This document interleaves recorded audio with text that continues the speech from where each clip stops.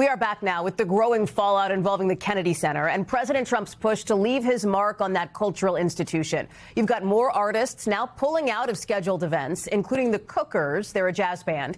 They were set to perform a couple of concerts on New Year's Eve, but they've now joined a growing list of artists backing out. That latest wave coming after the Trump-appointed board voted unanimously to rename the center the Donald J. Trump and the John F. Kennedy Memorial Center for the Performing Arts, as you see there. The president's name added to the building earlier this month. I want to bring in our White House correspondent, Yamiche Alcindor, who's joining us now. Okay, Yamiche, this has been a thing that has been building for a bit now. Let's start with the latest and the Cookers, this jazz group. What are they saying about this decision to back out?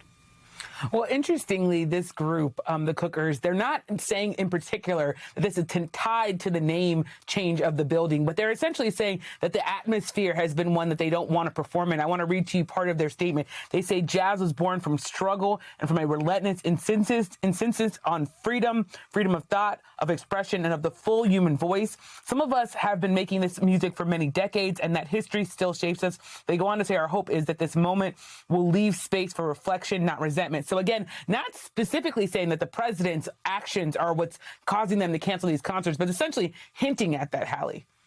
And Yamiche, it's not just the Cookers, right? I mean, you look at, I think there was Ronna Hamilton, for example, that ended up getting 86th basically by them. And when you look at the bigger picture, the Kennedy Center has typically and traditionally, as you well know, having lived and covered D.C. for so long, been pretty nonpartisan. That's right. Even though President Trump, if you ask him, he would say that the Kennedy Center was sort of biased against conservatives. But for the most part, people have said that this is a nonpartisan performing arts center that welcomed all sorts of performances. But the president essentially was saying that the building was getting too liberal and was too welcoming, essentially, to performances and people that he didn't agree with.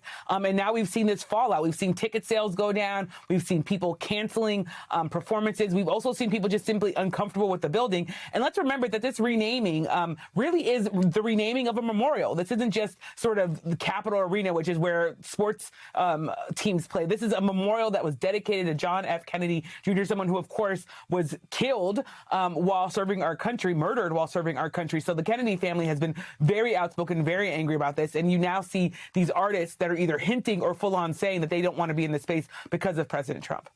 And what about this, some of the stuff that's happened with the website, the newly renamed center? Well, Hallie, of course, it's a little bit of a troll here.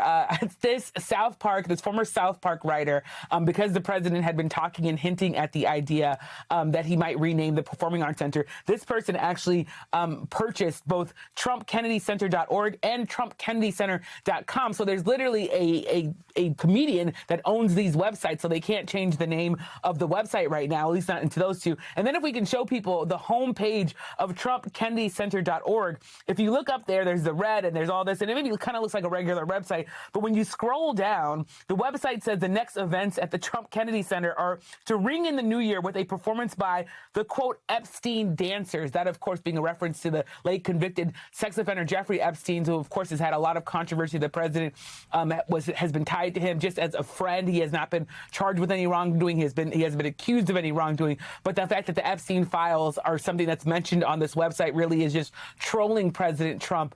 So it really is in some ways a reminder that as this was all building, there were people that were very much against this, that were making their own kind of moves. Hallie.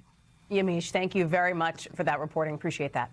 We thank you for watching. And remember, stay updated on breaking news and top stories on the NBC News app or watch live on our YouTube channel.